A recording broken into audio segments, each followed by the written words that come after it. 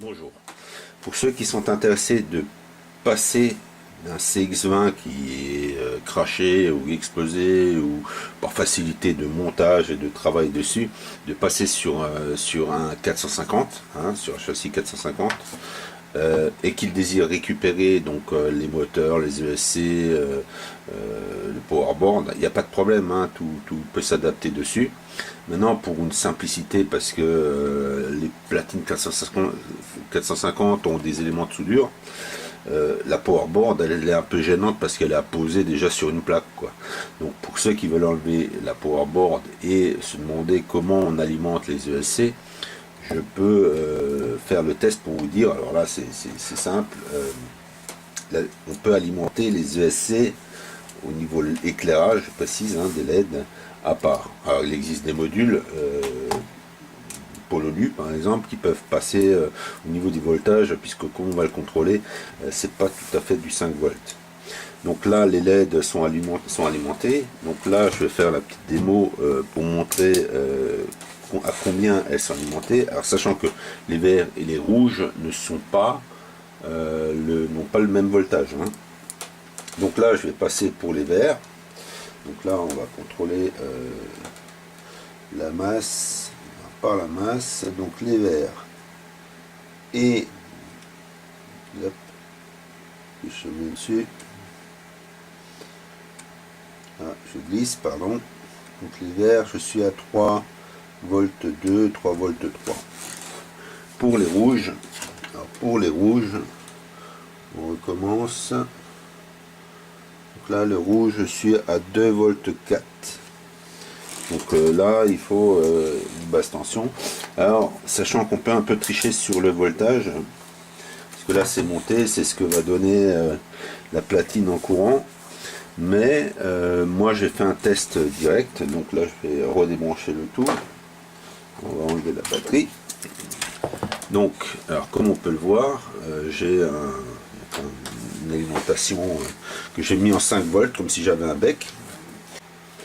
Donc j'ai branché, alors pour bien qu'on puisse voir, j'ai branché à part un ESC. Bon, il est défectueux dans le pilotage des moteurs, mais pas au niveau des LED. Donc là j'ai comme un programmateur, donc je vais le brancher en bec. Hop, tac.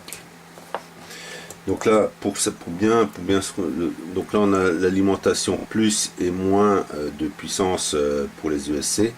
Ceci est l'alimentation en positif des LED.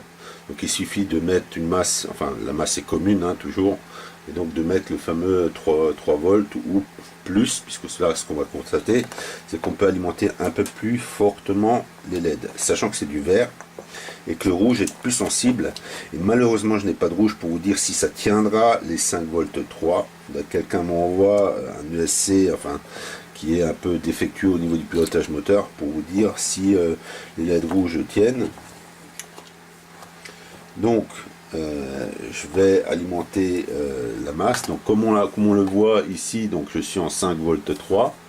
Donc là je vais me tourner sur mon truc. Donc là je vais brancher la masse. Donc là je branche la masse. Hop. Je branche mon plus LED, je précise. Hop là, il ne faut pas trembler. Voilà. Et donc là en 3 volts, en 5 volts 3 pardon, j'ai du fonctionnement.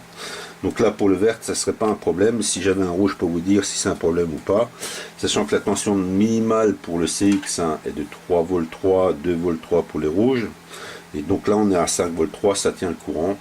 Donc pour le branchement sur un F450, il suffirait d'avoir un simple bec, un petit module, un petit module de ce style là, donc là pour pouvoir brancher les LED ensemble.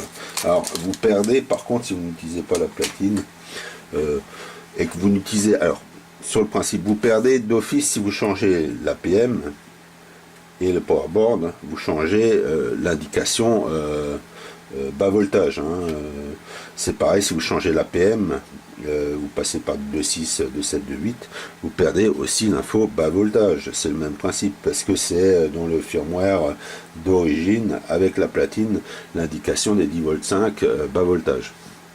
Donc voilà, c'était à titre d'info pour ceux qui se posaient la question au niveau de l'éclairage des LED. J'espère avoir fait le tour et avoir aidé. Hop là, à plus.